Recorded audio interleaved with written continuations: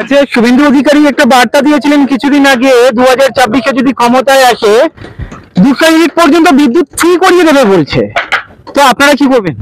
এইরকম একটা লোককে নিয়ে কেন প্রশ্ন করেন আমি জানি না।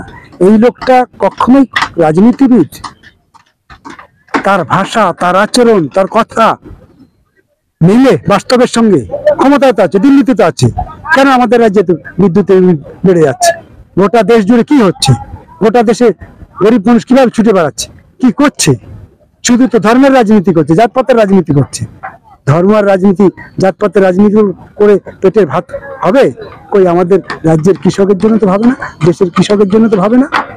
তাহলে তার কথাতে আমাদের কিচ্ছু এসে যায় না, কারণ এই সমস্ত লোককে জনগণ থেকে বিচ্ছিন্ন করাই হচ্ছে আমাদের কাজ। সেই জন্য গরিব মানুষও যত দিন যাচ্ছে তত এদেরকে গরিব মানুষ কাছ থেকে দূরে সরাচ্ছে, আর দূরে সরাচ্ছে বলেই আজকে শুভেন্দুরা এই সমস্ত কথা বলে বেড়াচ্ছে। আমি আজকে ব্রিগেড, আমি জানি এই প্রশ্নটা না করলেই নয়, ভালো মহলটা খারাপ হয়ে যেতে পারে, তবুও জিজ্ঞাসা করছি। কুণাল ঘোষ, আমরা জানি মুখপাত্র তৃণমূল দলের, বলছি ব্রিগেডে যারা আসবে তাদের মধ্যে বেশিরভাগই 99% নাকি কমরেড থেকে রামরেড হয়ে যাবে। খারাপ লাগছে কি? কুণাল ঘোষের কথাতে আমাদের খারাপ লাগবে কেন, আর ভালো লাগবে কেন? কুণাল ঘোষ কে? আমাদের দেশের, আমাদের রাজ্যের একেবারে প্রান্তিক লোকগুলো যারা বামফ্রন্টের সময় শিখেছিল যে চালের বাতায় টাকা গুজে গুজে যে টাকা জমিয়েছিল, সেই সমস্ত টাকা চিটফান্ডের নাম করে এই কুণাল ঘোষের মতো লোকেরা সব আত্মসাৎ করেছে। কোটি কোটি টাকা আত্মসাৎ করেছে গ্রামের গরিব ক্ষেত মজুরদের কাছ থেকে, প্রান্তিক কৃষকদের টাকা মেরেছে। ওদের কথার জবাব দিতে হবে। ওরা কি ভাবলো কি ভাবলো না আমাদের কি এসে যায়? ওরা কোনোদিন ভাবে আমাদের রাজ্যের ছেলে মেয়েদের এত স্কুল বন্ধ হয়ে যাচ্ছে? ভাবে? ওরা কোনোদিন ভাবে আমাদের রাজ্যের লোকজন কাজ পাচ্ছে না, 100 দিনের কাজ বন্ধ, কাজ না হলে কি হয়? ওরা ভাবে আমাদের রাজ্যের ছেলেমেয়েরা চলে যাচ্ছে ভিন রাজ্যে কাজ করতে? ওরা ভাবে আমাদের রাজ্যের কৃষকের ছেলেমেয়েরা অর্ধশিক্ষিত অবস্থায় বাইরে চলে যাচ্ছে? ওরা ভাবে আমাদের রাজ্যের কৃষক ফসলের দাম না পেয়ে আত্মহত্যা করছে? তারা আমাদের ব্রিগেডে কারা আসলো, কি কোন ভাষায় কথা বললো, তাতে আমাদের কিচ্ছু এসে যায় না। কারণ ওরা যে ভাষায় কথা বলে সেই ভাষা মানুষকে দাঙ্গা বাঁধাতে সাহায্য করে।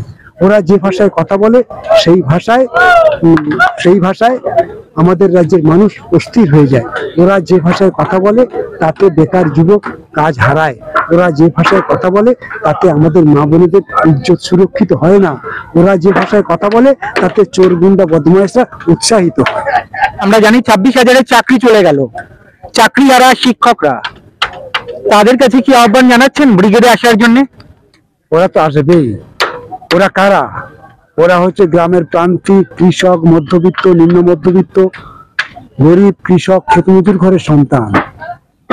তারা লেখাপড়া শিখে চাকরি করার স্বপ্নে বিভোর ছিল, কারণ ওরা বামফ্রন্টের সময় দেখেছিল যে প্রত্যেক বছর চাকরি হয়। তৃণমূল আসার পরে চাকরির পরীক্ষার হয় না, কোন রকমের 2016 সালে হলো, তাতেও দুর্নীতি দুর্নীতি দুর্নীতি, তাতে তার চাকরিটাও চলে গেল। আমরা তাদেরকে বলছি তোমার চাকরির গ্যারান্টি তোমাকেই ঠিক করতে হবে। অর্থাৎ এই রাজ্য সরকারটা যেভাবে তার প্রাতিষ্ঠানিক দুর্নীতি করছে, এর বিরুদ্ধে তুমি যদি লড়াই করতে না পারো, আগামী দিনে তোমার ছেলের ভবিষ্যৎ তুমি তৈরি করতে পারবে না।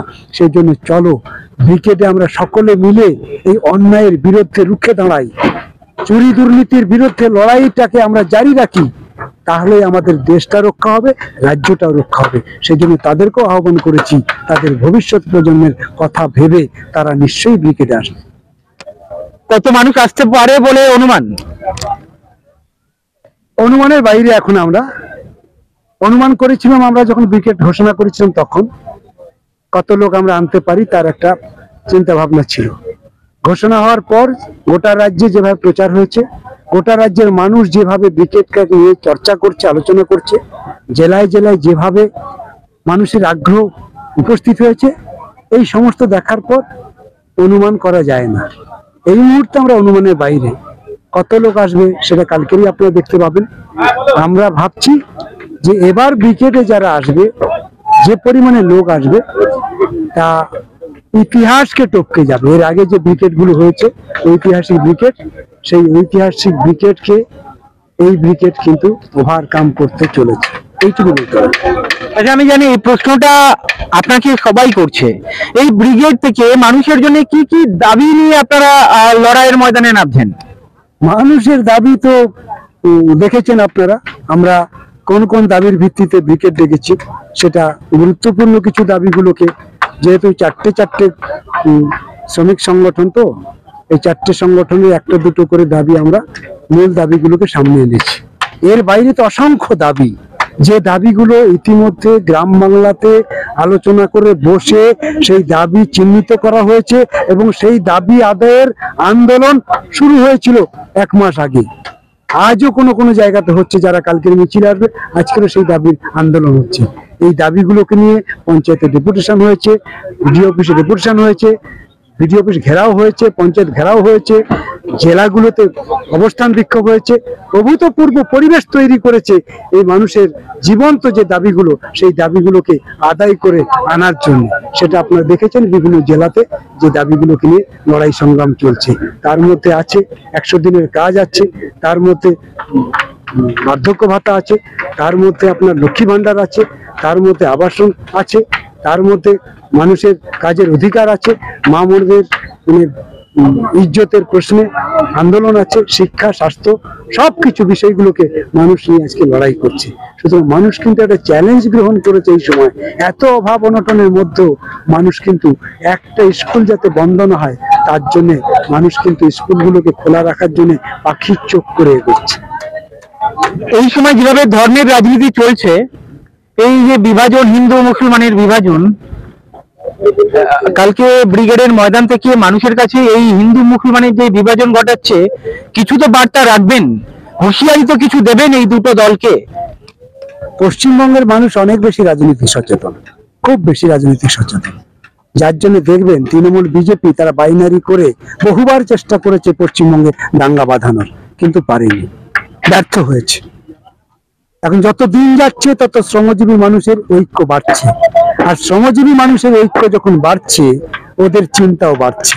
তাই ওরা চায় কেবলমাত্র ধর্মের রাজনীতি করে, হিন্দু মুসলমান করে আমরা পশ্চিমবঙ্গকে ঠেকাতে পারবো না, পশ্চিমবঙ্গের মানুষকে আমরা পিছু হটাতে পারবো না।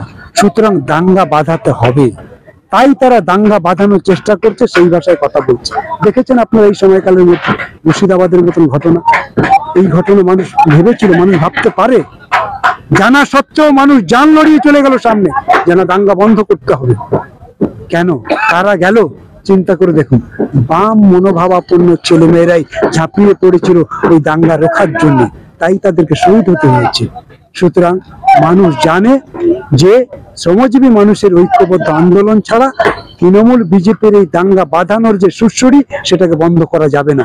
সেই জন্য কালকেরও আমাদের একই কথা থাকবে, আমরা আগেও বলেছি, কালও বলবো, যে নিজেদের চেতনাকে আরো বেশি শানিত করতে হবে। আপনাদের বাংলা, আপনাদের পশ্চিমবঙ্গ, আপনাদেরকে রক্ষা করতে হবে। আর যে দুটো দল আমাদের মধ্যে জাতপাতের প্রশ্নে দাঙ্গা বাঁধাতে চায় তাদেরকে জনগণ থেকে বিচ্ছিন্ন করুন।